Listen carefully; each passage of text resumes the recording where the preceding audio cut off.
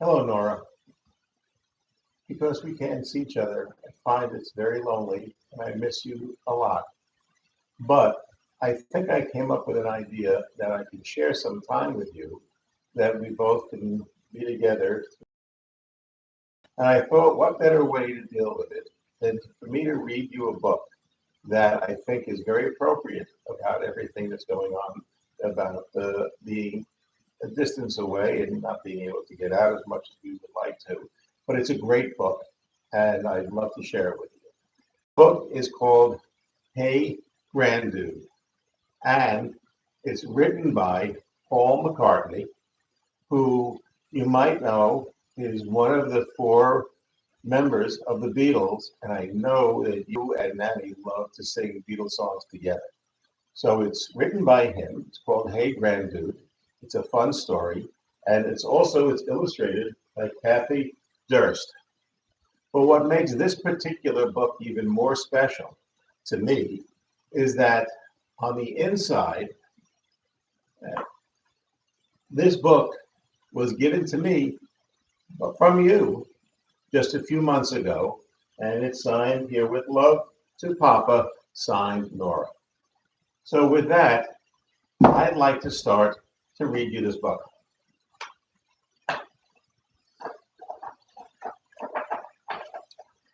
Hey, Grandude.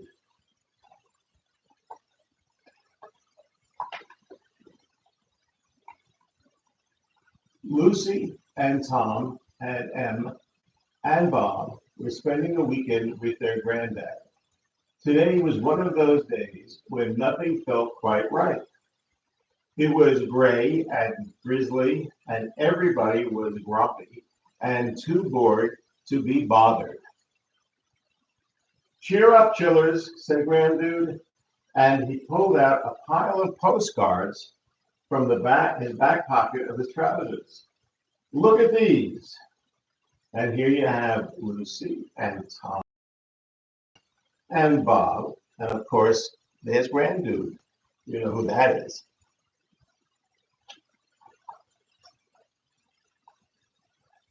Emma picked up a postcard of a sandy beach and sparkling blue waters. You know what that's like.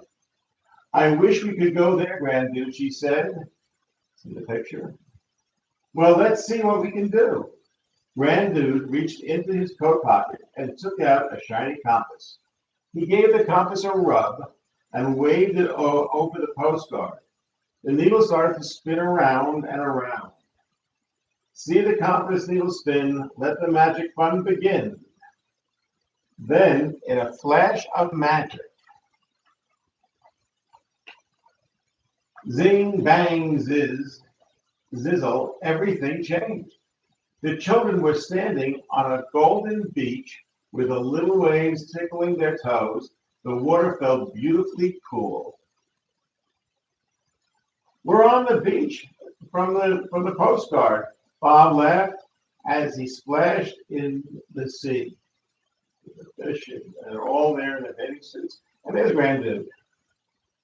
But the magic compass hadn't finished yet. Huge flying fish leapt from the sea. Hey, Grandude, they called. This is a school of flying fish, said Grandude. Come on, chillers, let's go for a ride. A school, whispered Lucy. I hope we don't have to do any homework. Look at the fish jumping out.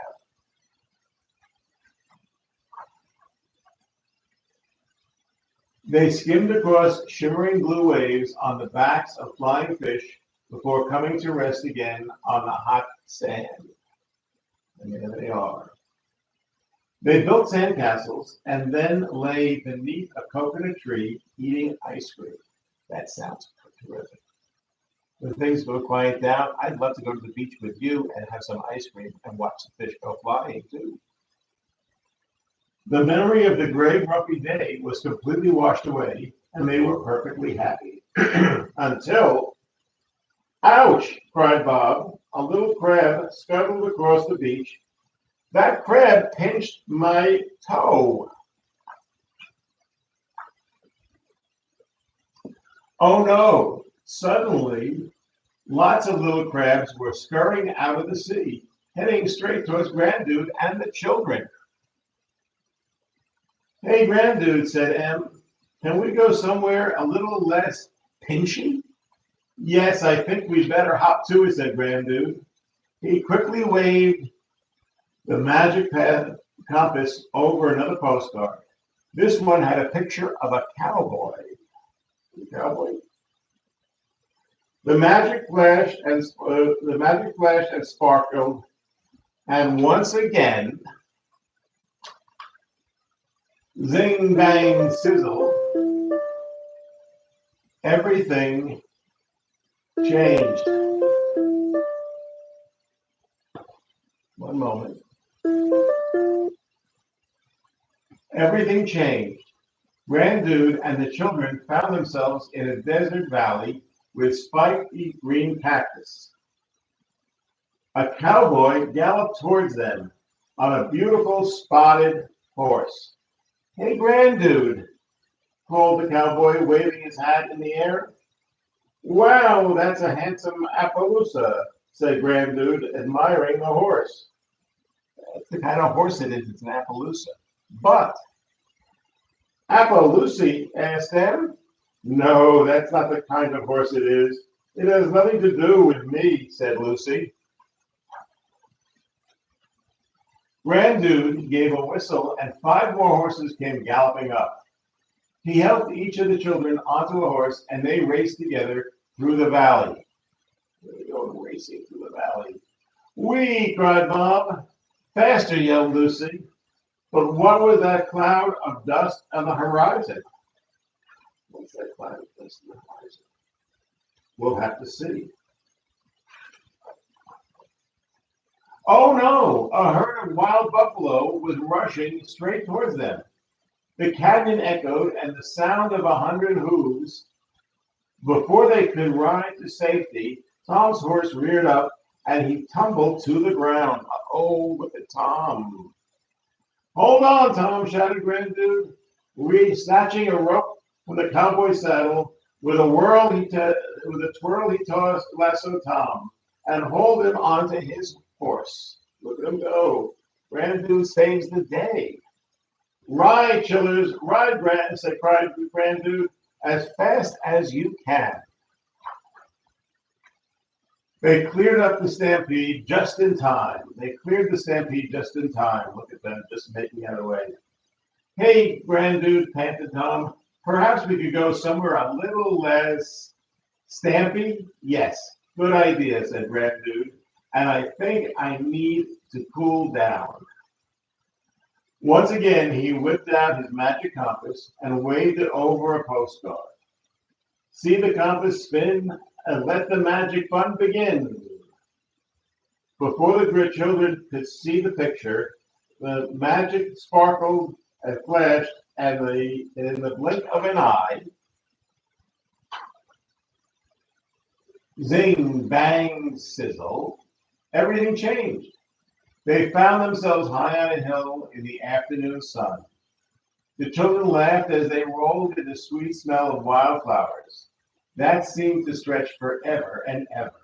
Grandude pulled out his trusty guitar and began strumming a song. That Grandude could play the guitar. I wish I could have played the guitar. I'm not that good. I would have liked to, though. Hey, Grandude, mooed some friendly cows, their bells tinkling along to the tune. So the cows were tinkling their bells. You see the cows have bells on them and playing along with his music on his guitar. Grandude drew a small telescope from his pocket and they took turns looking at the snow-capped peaks. But soon they heard a rumbling sound. Uh-oh. Oh no! Hey, Grandude, look, yelled Lucy as she peered through the telescope. Look. A huge wall of snow was sliding down from the mountain above. Avalanche! Quick, chillers, cried Grandude. Jump! They're all running and jumping. Just before the wave of snow reached them, Grandude and the children leapt onto one of the cows. Up, cow, up, Grandude cried. Magic swirled from the compass, lifting them all higher and higher off the ground. This is a magic cow, too, that flies. Sailing them safely through the sky with a sea of snow rushing beneath them. Swiss cows are exceptionally good flyers, said Grandude. I did not know that. I've never seen a flying cow. Maybe you have, but I never did.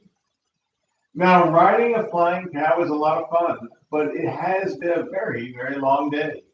Hey, Grandude, said Lucy with a yawn. Maybe we could go somewhere a little more sleepy, said Grandude with a chuckle. That sounds like a very good idea. This time, instead of a postcard, Grandude pulled out a photograph of his own house from his pocket. Here's a picture of Grandude's house. Magic compass, one more spin. It's time for bedtime to begin.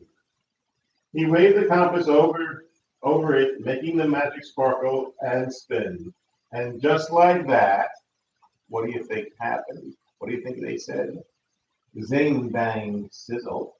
They were back in Grandude's living room. And the compass hadn't finished yet. With a final flash of magic, the children were changed and ready for bed. Their teeth were brushed, and they were all tucked up tight. And in 5 minutes flat, Tom and Bob and Lucy and Em were fast asleep, dreaming of their next adventures. See the compass needle spin, let the fun magic begin. Good night, Grandude. And there's the Grandude. He had a tough night too, and he's sleeping too on his couch. You know, sometimes that happens to me too. The end. Anyway, I'm glad I'm able to share this with you, and I'm so happy. And one of the nice things about this, until we can be together and I can read this to you together, you could always turn this on and read it with me again. And I'm going to do the same when I miss you too. I love you, and I want you to enjoy this, and I'm so happy I spent this time with you.